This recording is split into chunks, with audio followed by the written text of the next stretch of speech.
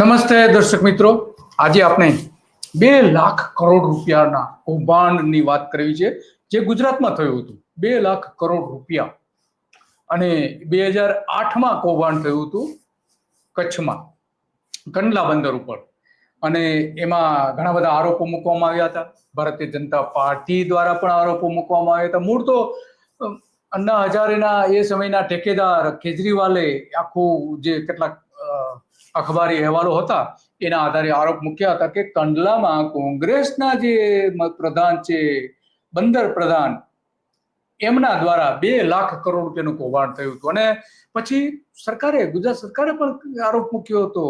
ગુજરાત સરકારે, નરેન્દ્ર મોદીની સરકારે આરોપ મૂક્યો હતો 2012માં કે આ 2 લાખ કરોડ રૂપિયાનું કૌભાંડ થયું છે. અને કોંગ્રેસ જે છે વિધાનસભામાં ઉછળીને બોલે છે, તો આ તપાસ કરો એવી માંગણી પણ કરી હતી. આ મુદ્દો આજે આપણે એટલા માટે કાલચક્રમાં ચર્ચા કરી રહ્યા છીએ કે ત્યારે વિધાનસભાનું સત્ર ચાલુ હતું અને કોંગ્રેસે ભારતીય જનતા પાર્ટીની, નરેન્દ્ર મોદીની સરકારમાં જે કૌભાંડો થયા હતા એનો સીએજી રિપોર્ટ આવ્યો હતો ને એના પર એલિગેશન્સ કરેલા હતા. ખાસ કરીને નર્મદા યોજનામાં જે કૌભાંડો થયા હતા એ બધી જ બાબતો સીએજીના આધારે કરી હતી.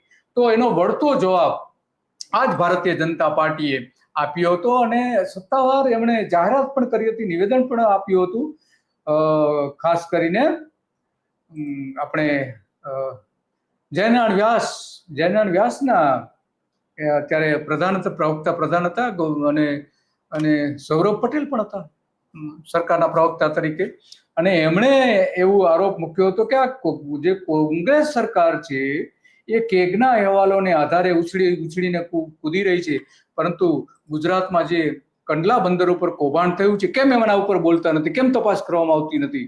અને એટલા માટે આ બાબત આજે ઊભી થાય છે કે વિધાનસભાનું સત્ર અત્યારે ચાલી રહ્યું છે અને એમાં જે આરોપ મૂક્યો આપણે સ્પષ્ટપણે જોઈ શકીએ છીએ કે પ્રવક્તા મંત્રીએ જે કહ્યું છે કે 14 જેટલા પ્રધાનો જેમાં સંડોવાયેલા હતા કંડલા પોર્ટના કૌભાંડો ઉપર, એમાં 2 લાખ કરોડ રૂપિયાનું કૌભાંડ થયું હતું. અને જમીન પણ એટલા જ મોટા પ્રમાણમાં એમાં કેટલાક ઉદ્યોગોને આપી દેવામાં આવી હતી એવો આરોપ મૂકવામાં આવ્યો હતો. અને એટલા માટે આજે આ પ્રશ્ન આપણે જોઈ શકીએ છીએ કે વેચી દેવામાં આવી હતી જમીન, હજારો હેક્ટર જમીન, એકર જમીન વેચી દેવામાં આવી હતી એવો આરોપ નરેન્દ્ર મોદીની સરકારે કોંગ્રેસ પર મૂક્યો હતો. તો પછી 2 જ વર્ષ પછી આપણા ભૂતપૂર્વ મુખ્યપ્રધાન નરેન્દ્ર મોદી 2 જ વર્ષ પછી વડાપ્રધાન થયા 2014માં. તપાસ ન કરી, 2 લાખ કરોડ રૂપિયાનું કૌભાંડ હોય અને નરેન્દ્ર મોદી તપાસ ન કરે, એમની સરકારે આરોપ મૂક્યા હતા. આ બંને પ્રધાનોએ, બેમાંથી કે પ્રધાનો જે જયનારાયણ વ્યાસ અને સૌરભ પટેલને તો ખબર પણ નહીં હોય કે એમના નામે નિવેદન રજૂ થયું હોય, તો આપવામાં આવ્યું છે એમના નામે નિવેદન, પરંતુ સરકાર દ્વારા આવા નિવેદનો આપવામાં આવતા હતા. એ નિવેદનની આપણે જે વાત નકલ જોઈ અને એટલા માટે આજે પ્રશ્ન એ ઉભો થાય છે કે તો નરેન્દ્ર મોદીએ કેમ તપાસ ન કરી. આજે ભલે કંડલા બંદર ઉપર નરેન્દ્ર મોદીના નામના ફુગ્ગાઓ ઉડાડવામાં આવતા હોય છે, આ ફુગ્ગો જોઈ છે કે નરેન્દ્ર મોદીના નામનો ફુગ્ગો છે, પરંતુ જે ખરેખર ભ્રષ્ટાચારનો તપાસ કરવી જોઈએ નરેન્દ્ર મોદીએ કરવાની જરૂર હતી, ન કરી. શા માટે ન કરી એ સવાલ આજે સૌથી મોટો ઉભો થયો છે.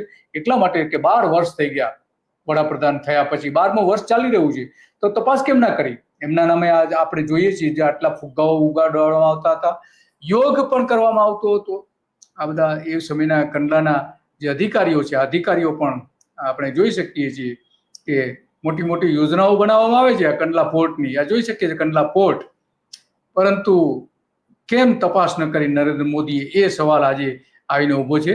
અને એટલા માટે આમ તો દીનદયાળ પોર્ટ નામ આપવામાં આવ્યું છે અને આ રીતે નરેન્દ્ર મોદીના નામના યોગના પણ આસનો થયા હતા.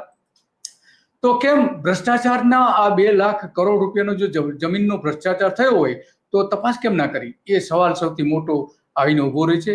સવાલ એટલા માટે ઉભો રહે છે કે જે આજે કંડલામાં જે જમીન થઈ હતી એમાં ઘણા બધા દુબઈની ગેંગ પણ એ સમયે સંડોયેલી હોવાના આરોપ હતા.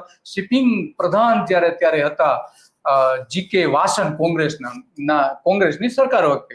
અને કેજરીવાલે એ આરોપ મૂક્યો હતો કે જમીન લીઝ આપવામાં મોટા પ્રમાણમાં ભ્રષ્ટાચાર થયો છે. 2,20,000 એકર જમીન થી એકરથી વધુ જમીનનો કબજો હતો. એમાંથી 16,112 એકર જમીન 1960માં જે બંદર માટે આપવામાં આવી છે 30 વર્ષ માટે, એમાં આપવામાં મોટા પ્રમાણમાં ભ્રષ્ટાચાર થયો છે. પરંતુ પછી જોકે એ સમયે તેની સીબીઆઈની તપાસ થઈ હતી અને કેજી વાસને એવું કહ્યું હતું કે ભાઈ આમાં મારું કોઈ ઇન્વોલ્વમેન્ટ નથી, કારણ કે હરાજી જે જમીન કરવામાં આવી હતી એ જે 144 રૂપિયા ભાવ હતો એ મેં વધારીને 13,570 રૂપિયા પ્રતિ એકર કરવામાં આવ્યો હતો. તો આમાં કૌભાંડ ક્યાં છે? એવો છતાં પણ નરેન્દ્ર મોદીની સરકારે એમના પર આરોપ મૂક્યો હતો અને એટલા માટે આખી બાબત એટલા માટે ઊભી થાય છે કે 2008માં આ કૌભાંડ થયું હતું.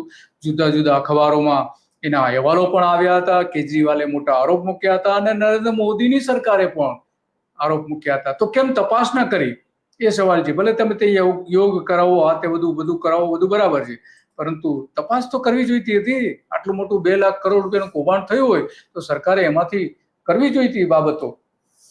અને એટલા માટે આપણે જાણીએ છીએ કે આ બાબતો સામે આવે છે. નરેન્દ્ર મોદી શું કહી રહ્યા છે? कांडला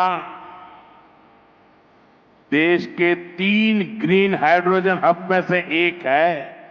इस कारखाना में जो टेक्नोलॉजी लगी है, आप गर्व करेंगे साथियों, वो भी मेड इन इंडिया है।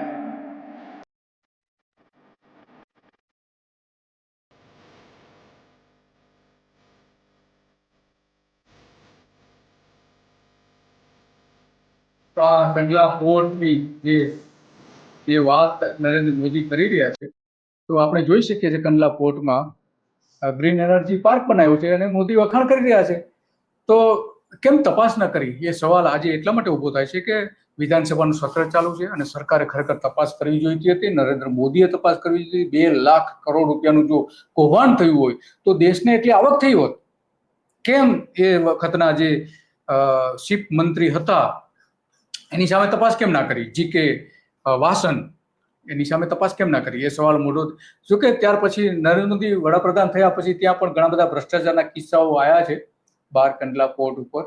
અને એમાં કેપીટીના મેનેજમેન્ટ અને ચેરમેન પીડી વાઘેલા જ્યારે હતા એના નામના ઉલ્લેખ સાથે ત્યાંના સાંસદે જાહેરમાં આ પ્રધાનના હાજરીમાં પણ આરોપો મૂકવામાં આવ્યા હતા. અને કંડલામાં 42 કરોડની દાણચોરીનો કેસ પણ મુંબઈના એક ઉદ્યોગકાર દ્વારા કરવામાં આવ્યો હતો. પરંતુ ફ્રેન્ડ્સ એન્ડ ફ્રેન્ડ્સ સહિતની 3 કંપનીઓ જે કંડલા પોર્ટને રૂપિયા 2 લાખ કરોડનો ચૂનો લગાવી દીધો હતો એની નરેન્દ્ર મોદી આજ સુધી તપાસ કરી નથી. કંડલા બંદર એક એવું બંદર છે કે ઓલ વેધર બંદર છે કે ત્યાં 12 માસ શિપ આવી શકે છે ને માલ ઉતારી શકાય છે. અને એટલા માટે આ જે બંદર જે છે એની આ ગાંધીધામ જે કહેવાય છે એની નજીકનું શહેર એ ગુજરાતમાં સૌથી વધારે આવક, માથાદીઠ આવક મેળવતું આ ગાંધીધામ શહેર છે. અને એટલા માટે આ ત્યાંની સમૃદ્ધિ આ બંદરના કારણે છે. તો તપાસ કેમ ના કરી નરેન્દ્ર મોદી, એ સવાલ આપણા માટે સૌથી મોટો મહત્વનો બની જાય છે. એ સમયે જે અખબારોમાં જે ઇન્ડિયા ટુડેમાં પણ આજ અહેવાલ છપાયા હતા 2 લાખ કરોડનો એક્સપોઝ ઇન કંડલા પોર્ટ. અને અલગ અલગ હિન્દુમાં પણ છપાયો હતો આજ પ્રકારનો વાસનનો અહેવાલ જે છપાયો હતો. બીજા ઘણા બધા ન્યૂઝપેપર્સ જે હતા એમાં પણ આ જ પ્રકારનો. જો કે ગુજરાતી ન્યૂઝપેપર્સમાં આનો બહુ ઇસ્યુ બહુ એટલો બધો નહોતો થયો, પરંતુ એ વખતના જે પ્રધાનો હતા એ બધા એમાં આપણે જાણીએ છીએ નરેન્દ્ર મોદીના ત્રિરંગા યાત્રા કાઢવાથી આ જે રાજાની જે વાત છે એ આમની સામે જે એલિગેશન્સ હતા વાસન સામે, જે આ વાસન છે, વાસનની તસવીર આપણે જોઈ રહ્યા છે. તો આ બધી જે બાબતો છે નરેન્દ્ર મોદી માટે ખરેખર પડકારરૂપ છે. એમને તપાસ કરવી જોઈતી હતી, તપાસ નથી કરી. કેમ નથી તપાસ કરી એ સૌથી મોટો સવાલ આજે વિધાનસભાનું સત્ર ચાલુ છે એટલે પૂછાઈ રહ્યો છે. અને એટલા માટે કાલચક્રમાં આજથી 12 વર્ષ પહેલા જે નરેન્દ્ર મોદીની સરકારે આરોપો મૂક્યા હતા, કેમ તપાસ ન કરી, એ ફરીથી એમની સામેના પ્રશ્નો ઉભા થઈ રહ્યા છે. અને એટલા માટે આપણે કાલચક્રમાં આજે ચર્ચા કરી છે. બસ આજે આટલું જ. અને રોજ સવારે 9 વાગે આપણે કાલચક્રમાં આવા જ મુદ્દાઓ ઉપર આપણે ચર્ચા કરીએ છીએ કે સરકાર કંઈક કહી રહી છે, અત્યારે વાસ્તવિકતા કંઈક છે અને હવે શું થવું જોઈએ. કારણ કે ગુજરાતનું એક શ્રેષ્ઠ બંદર છે કંડલા બંદર છે. જ્યારે ભારત પાકિસ્તાનના ભાગલા થયા ત્યારે કરાચી બંદર ઉપર તો મોટાભાગનો વેપાર ચાલતો હતો ગુજરાતનો. ત્યાર પછી કરાચી પાકિસ્તાનમાં ગયું અને આપણે કંડલા બંદર સરદાર પટેલની મદદથી